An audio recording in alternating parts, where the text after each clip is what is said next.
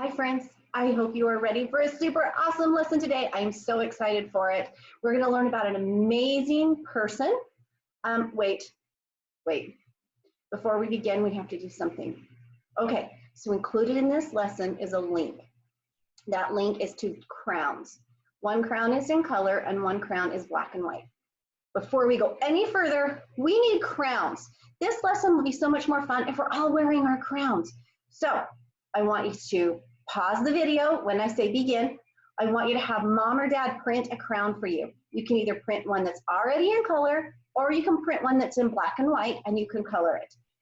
Then you're going to come back and we're going to do our lesson wearing our crowns. All right, 3, 2, 1, begin. All right, I'm back. You guys all have your crowns on? Awesome. Okay, lesson's going to be so much more fun with our crowns on.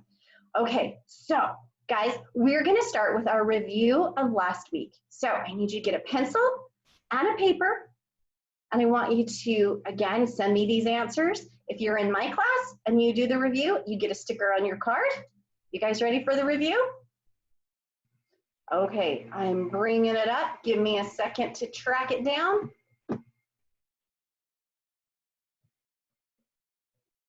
All right, guys, here's our review. Are you ready? Write a number 1 at the top of your paper.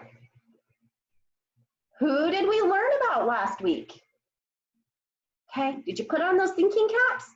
If you didn't, put them on. Put on the thinking caps. Charge their batteries. Turn them way up. Who did we learn about last week? If you think we learned about William Shakespeare, I want you to write a letter A. If you think we learned about William Shatner, I want you to write a letter B. And if we learned about Flynn Rider, write the letter C. Who did we learn about last week?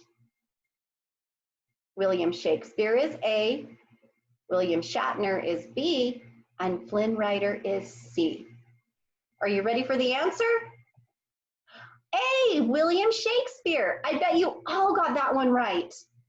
Good job, guys. Let's move on to number 2. Write a 2 on your paper. Which of these sayings did Shakespeare write? Remember, we talked about a whole bunch of sayings that Shakespeare wrote that we still use today. Which of these did Shakespeare write? If he wrote, "Eat me out of house and home," write a letter A. If he wrote, "Break the ice," write a letter B. And if he wrote, "For goodness sake," write the letter C. Okay, you ready for the answer? No matter what letter you wrote, you got it right. William Shakespeare did all 3 of these. In fact, if you wrote A, B, and C, give your brain a kiss.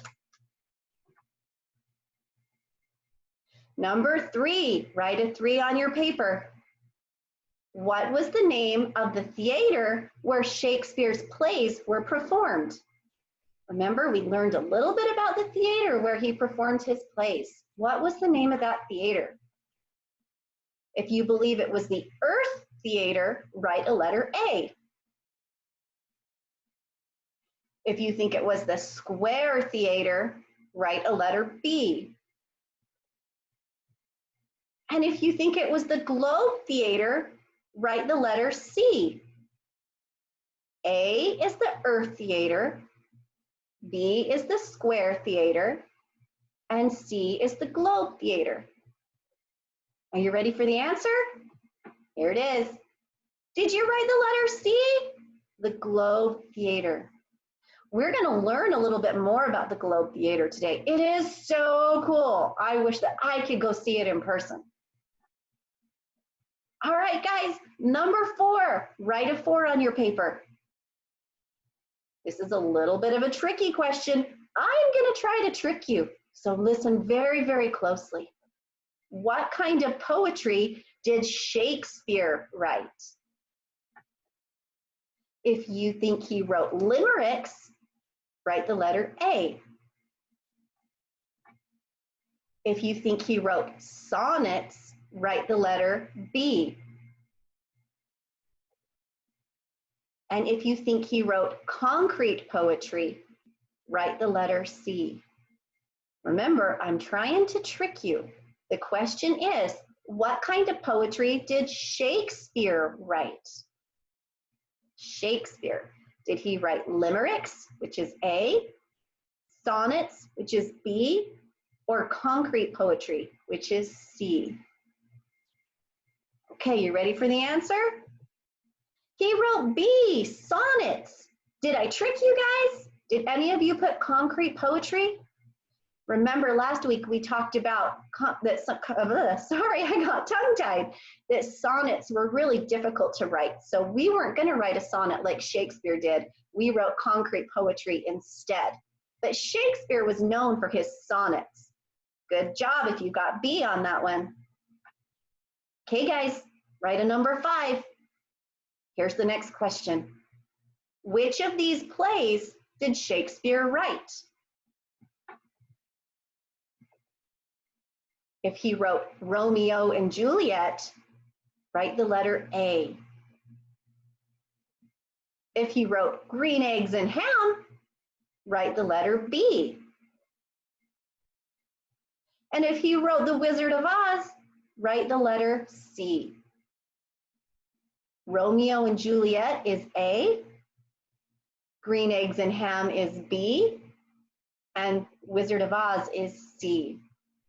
Are you ready for the answer? Romeo and Juliet. Good job, you guys. Remember, one of the options for our concrete poem was a window.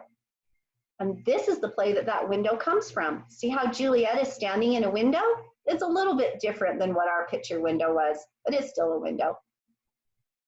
You guys did great. I'm so proud of you. That's all for our review. But I gave you a challenge last week. Do you guys remember? I gave you a couple challenges, but one of the challenges was to send me in your favorite knock-knock jokes. You remember that? Because William Shakespeare was also known for knock, knock, who's there?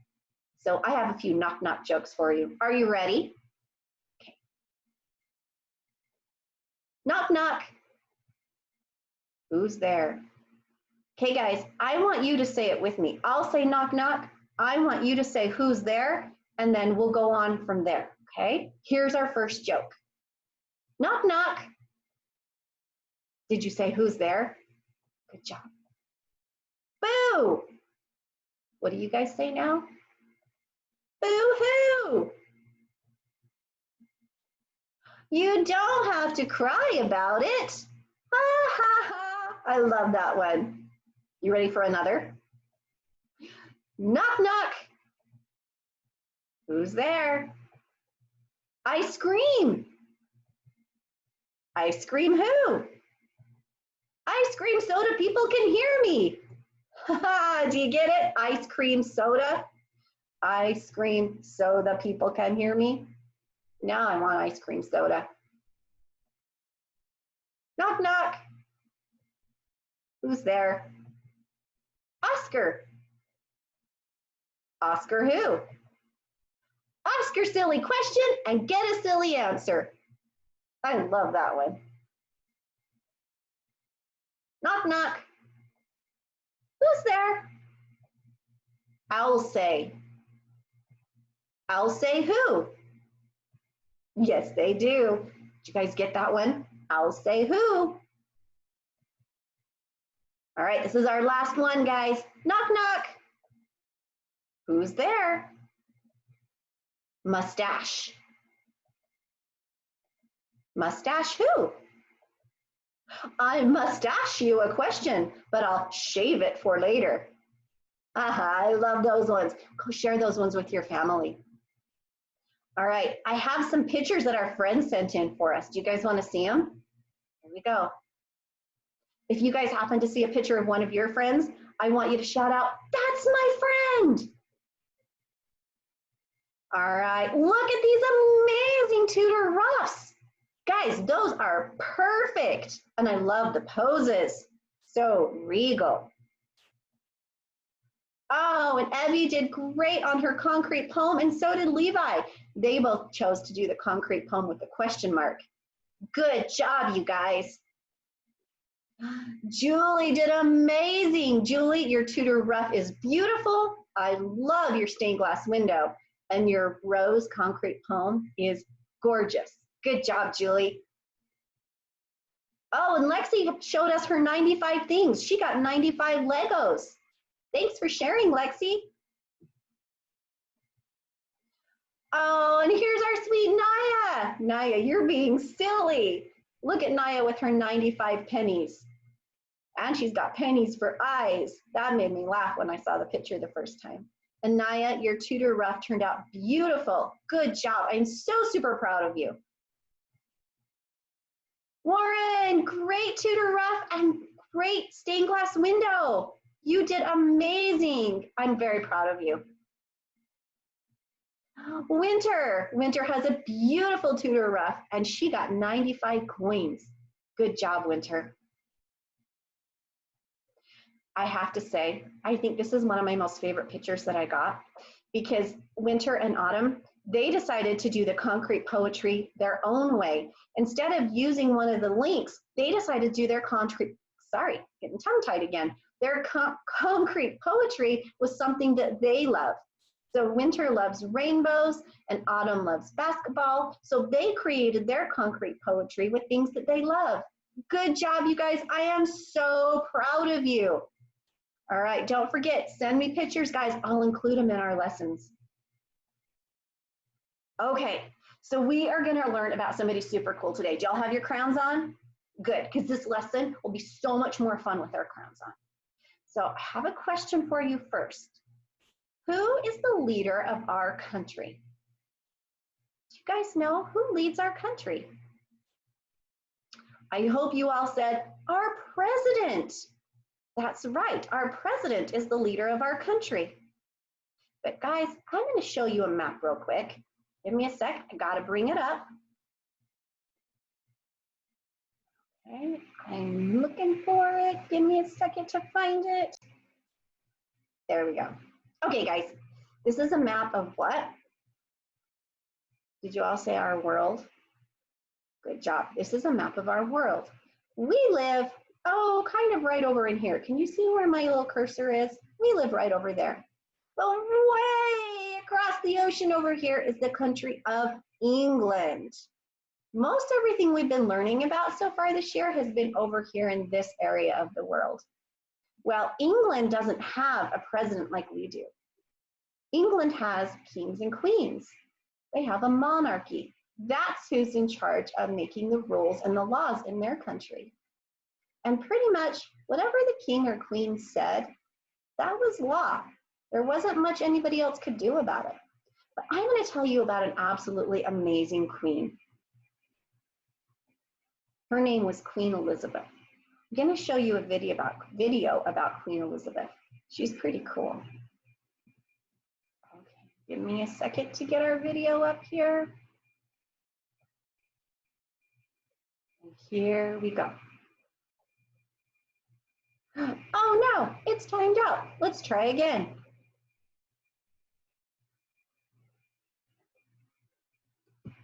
I can't believe people used to wear these things every day. Hey, did you guys see what he was wearing? He was wearing a Tudor ruff. Hey, if you still have your Tudor ruff, pause the video and go grab it. You don't need to put it on yet. Just have it next to you for a second.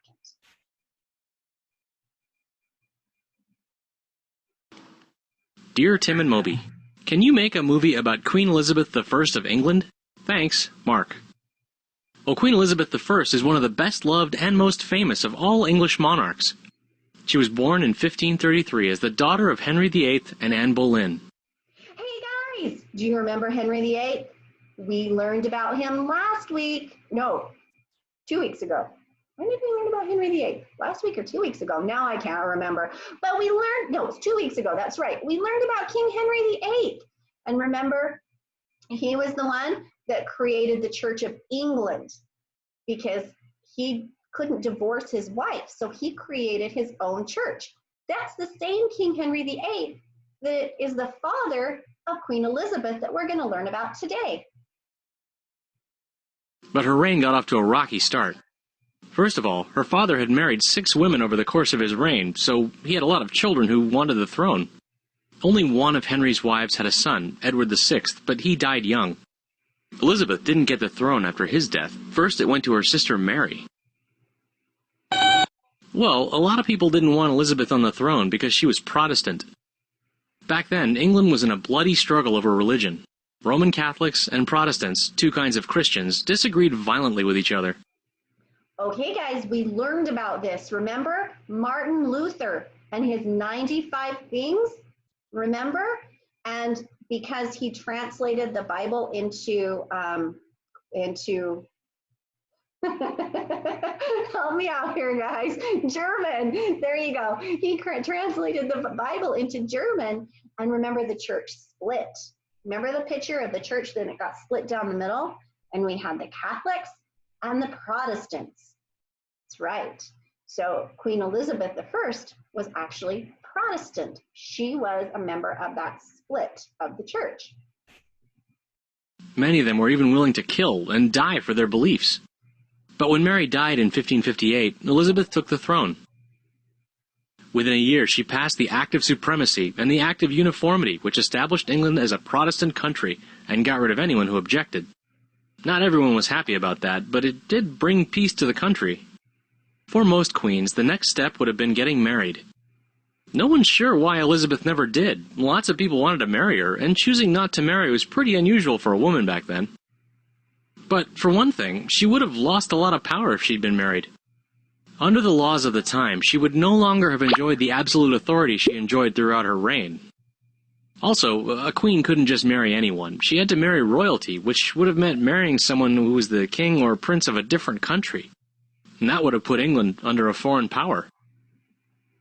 So if Queen Elizabeth would have gotten married, then most of her power would have been transferred to her husband. He, the king, he then would have been the main ruler. She didn't want to transfer that power.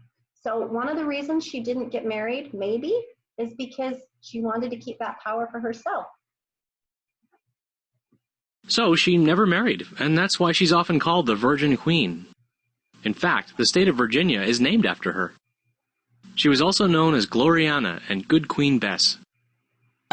Well, she was very popular with her subjects.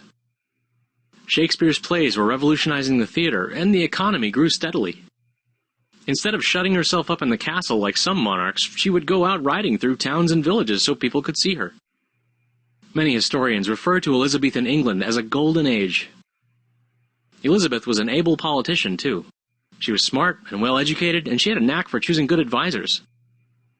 She headed off threats of invasion from Spain and France, as well as rebellions in Scotland and Ireland, and plots against her by disgruntled English Catholics.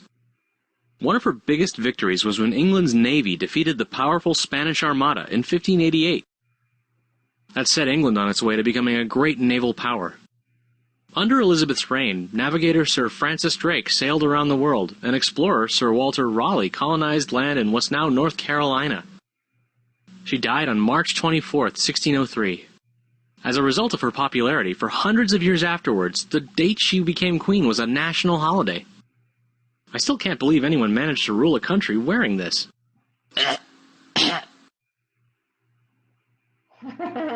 So it looks like Tim doesn't think that the Tudor ruffs are very comfortable either. Yeah, I wouldn't want to wear one of those all the time. So guys, Queen Elizabeth was a great queen. She was able to do things that people were very surprised. She was able to keep her country safe, and she was able to do all of this on her own without having a king by her side. She was a pretty amazing queen. There was something else about Queen Elizabeth. So she was very into fashion. You guys remember we talked about Shakespeare, and one of his words that he invented was fashionable? Queen Elizabeth, she was really into her fashion. So I'm going to show you a little PowerPoint about her fashion. Give me a second. It takes me a second to get these up. It's coming. Where is it? Hang on, guys. I got to track it down. It's hiding somewhere in my laptop. It's always like a treasure hunt when I try to find these things hiding in there. Here it is. It's coming. All right. So we're going to talk about Elizabethan era fashion. That means the things that they wore in the time period that Queen Elizabeth I lived. Okay, take a look at her, guys. What do you think? Think she's pretty cool? Do you want to wear this? I don't know. I don't know if that would be very comfortable. But everybody wanted to look like Queen Elizabeth in her day. So she actually brought on a whole new fashion statement. Do you guys want to wear what she has on? Do you think that would be comfortable to wear all day long? So part of the fashion in her day was a narrow waist. If you look at her waist right here in the picture, you can see how these two stripes come down to make a V, and that makes a waist look skinnier. So a narrow waist was very popular. And big puffy sleeves. I don't know, can you guys see my sleeves here? Look at it. I got big puffy sleeves on. Big puffy sleeves, large ruffs. Look at that ruff around the neck, guys. Can you imagine wearing that all day long? Oh, I think that would drive me crazy. They also did big full skirts. And then she was decorated with jewels and gold thread. Do you guys think that looks like a fun way to dress? I don't know. I think it looks like a hot way to dress. But guys, you had your own, the men, they had their own fashion too. So guys wore corsets. That's something that pinched their hips together so that they had kind of a more narrow waist. But then they wore what was called a peascod. I hope I'm saying that right. And it made them look like they had a pot belly. Look at his belly right there. Do you like that fashion? Would you guys like to wear something that made you look like you had a pot belly all the time? All right, so part of the fashion was a very, very pale face. The reason for the pale face was what happens if you don't put sunblock on your skin and you go out and you work in the sun? Well, of course you could get a sunburn, right? But if you're in the sun for a day after day after day working, you will actually get a sun tan. Your skin goes a little bit darker. Well, back in Elizabeth's day, it was the people that worked out in the fields that had the darker skin because they spent all of their time out in the sun. The rich people, they didn't need to work out in the sun. And the way they would show that is by having very, very pale skin. So they would even make it more pale by putting this white powder on it to make it look super pale. And they had big, bright eyes. They liked their eyes to pop right out of that very pale skin. And bright red lips. Red lips meant that you were healthy, rosy cheeks and red lips. And they liked the look of veins. So sometimes they would draw little veins on their forehead and on their neck, and high arched eyebrows, and a really far back hairline. Everybody pull your hair back. How far back does your hairline go? Yeah, they liked their hairline back even further than that. What do you think? Is it beautiful? Is this how you would like our fashion today would be? Our fashion today to be? Sorry, I'm getting tongue-tied today. I don't know, I think it looks a little bit different than what we're used to. And here we go. No rich person felt properly dressed unless they had on their Tudor ruff. That was a sign of wealth, that you had money to wear that Tudor ruff. So if you guys have your Tudor ruff, I want you to grab it. I'm gonna just hurry and grab mine real quick. All right, here's my Tudor ruff. Do you guys have your Tudor ruffs? And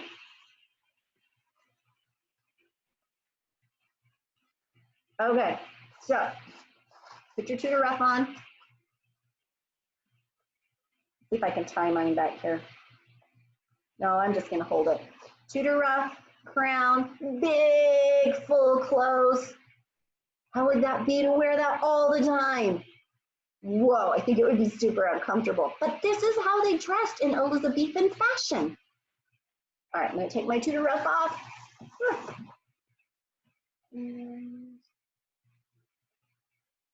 All right, what do you guys think? Do you think Queen Elizabeth is pretty cool? I think she was a pretty cool queen. So guys, when Queen Elizabeth was made queen, many people doubted her. They didn't think that she could do the job that was usually done by a man or by a king. But she proved them wrong. And she ruled her country wonderfully. And she was strong and powerful. And she kept her people protected. Sorry, guys. Sorry about that. I felt a sneeze coming on. I didn't want to sneeze on the camera for you. So another thing during this time is we talked about Shakespeare and the Globe Theater, right? Back then, in this Renaissance time, plays were huge. Remember, Shakespeare wrote plays, and they would go to the Globe Theater to see them performed. The Globe Theater is really cool. Now I'm going to show you a little video about the Globe Theater. All right, don't hide from me, Globe Theater. Show yourself, show yourself. Here it comes. All right.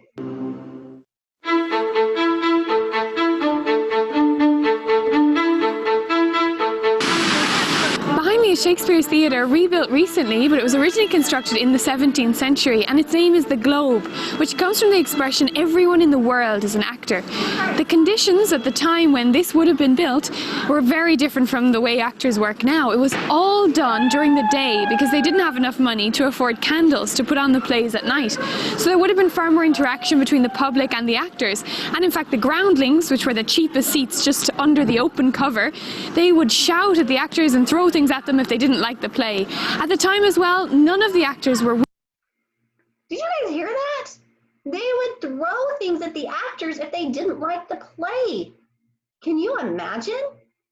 Pretend that you're standing at a play and there's people up on the stage and you don't like the way things are going. Can you imagine just throwing things at them? Couldn't get away with that nowadays, could you? Women, because they weren't allowed to be in plays. And also the church was very critical of theatre. It called it the nest of the devil, and it was usually just outside the city walls because it wasn't really allowed in those days. It was seen as something very popular and affordable because, just as I said before, the cheapest seats could be afforded by everyone.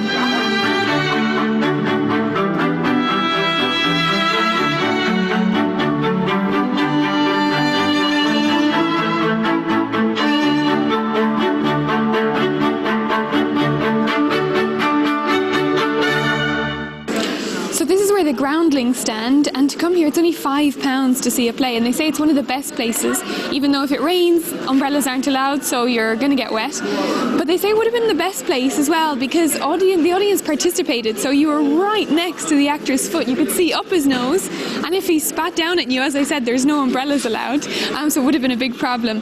But there's great participation because the audience can see you, the actors, everybody's involved in the play, which makes kind of a difference from the typical West End play where everybody's in the dark. Here, you felt like you were really part of it.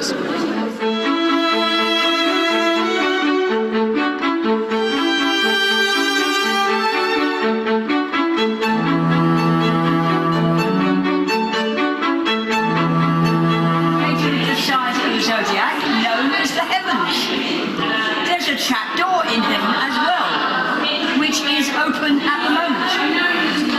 And you come down from heaven on you. It does look quite dangerous. The Globe. Okay, guys, pay special attention to this next part that she's going to tell you. I just might have a review question about it. Theatre puts on plays mainly by Shakespeare, and they're pretty authentic, even down to the finest details, like the original 17th century underwear, so it's probably not that comfortable. And nowadays, we go and see a play, but back then, the most important thing was the acoustics. It was more important that you heard the play, and so wherever you sat, the more expensive seats were the ones that had the best sound.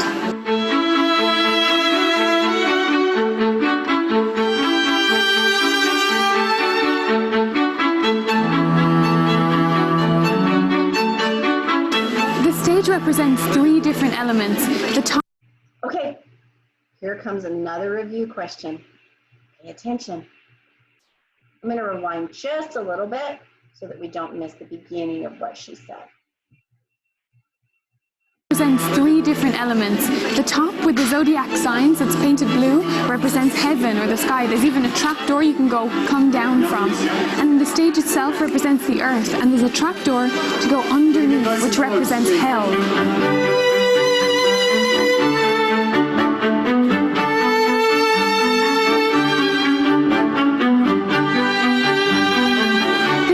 Shape kind of increases the sense of participation. The building itself, though, was hard to get permission for because, remember, in the 17th century it had burned down twice. So to make this thatched kind of roof after the Great Fire of London was pretty tough to do. It took them 8 years to get permission, but they finally managed to go ahead with it.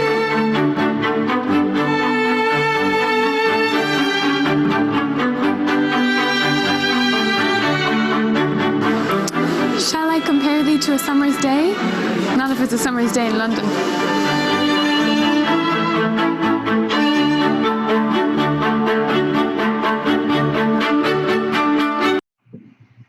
How fun would it be to actually go see the Globe Theater? Have any of you ever really been there and seen it? I would love to know if you have. It's actually something that I really, really want to do sometime in my lifetime. It's on my bucket list. I would love to go see the Globe Theater. All right, guys, I have several challenges for you. First one, I have to step away from my laptop for just a second. I will be right back. Okay, I'm back. So my first challenge is I want you guys to make a Globe Theater. It's included in this lesson. It's a printable. You just print it out and cut it out. As you see, I've made my Globe Theater here. There's a problem with my Globe Theaters. Anybody know what the problem is? It's not round. You're right. The Globe Theater is round. So after you print out your Globe Theater, this actually will come in 2 different sheets. You have to cut them out and you have to tape them together right there. After you get them taped together, then you tape them together round. So it shows. So it's like the globe. I just haven't taped mine together yet.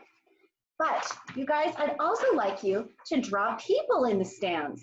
Can you draw some people watching? And how about a play going on your stage? This is my first challenge. I want you guys to make a Globe Theater. Send me a picture of your Globe Theater and maybe I will include it in next week's lesson. My next challenge is, we're gonna talk about Queen Elizabeth again just for a second. So do you guys think, how do you think they would talk to a queen? Just say, hey, queen, how you doing? Thanks for taking care of our country. You think that's how they would talk to the queen? No, no, no, no. They had to be very respectful.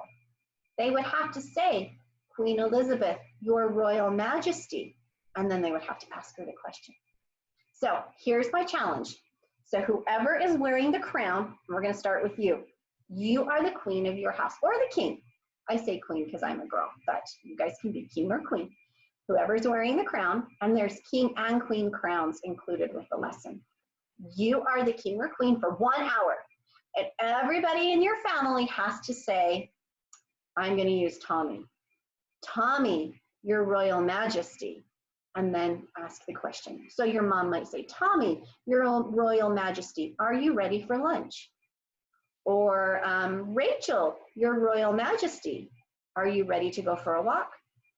Okay, that's my first challenge. And then after you've had your turn, give your crown to somebody else, let them be the king or queen. Even moms and dads, they get a turn. And then you have to say, Mom, your royal majesty. How does that sound?